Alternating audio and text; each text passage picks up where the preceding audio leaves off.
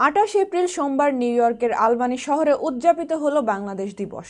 Bronx Bangladesh কমিউনিটির আয়োজনে এই দিবসটি অনুষ্ঠিত হয় নিউ ইয়র্ক রাজ্য সিনেট ও অ্যাসেম্বলির যৌথ উদ্যোগে। উল্লেখ্য, 2011 সালে নিউ ইয়র্ক স্টেট সিনেট ও অ্যাসেম্বলি কর্তৃক বাংলাদেশের স্বাধীনতা দিবস আনুষ্ঠানিকভাবে স্বীকৃতি পায়।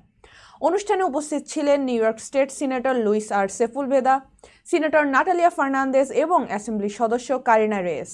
তারা বাংলাদেশের কণ্ঠস্বর ও তথ্যের অধিকার রক্ষায় নিজেদের সমর্থনের কথা জানান এবং নিউ ইয়র্ক স্টেটে বাংলাদেশি কমিউনিটির অবদানকে কৃতজ্ঞতার সঙ্গে স্মরণ করেন। আলবানির এই অনুষ্ঠানে ব্রঙ্কসের কমিউনিটি নেতা আব্দুস শহীদ, আব্দুস সামাদ, মোহাম্মদ সুলাইমান আলী, মামুন ইসলাম সহ আরও অনেক বাংলাদেশি নেতা ও কমিউনিটি সদস্য অংশ নেন। নিউ ইয়র্ক বাংলাদেশ সোসাইটি এবং ব্রঙ্কস বাংলাদেশ সোসাইটি ইনকের নেতারাও অনুষ্ঠানে যোগ দেন। এই প্রতিবেদনটি পাঠিয়েছে গ্রাথ মার্চেন্ট ও Nicoyan Holbrook. Millennium TV, USA।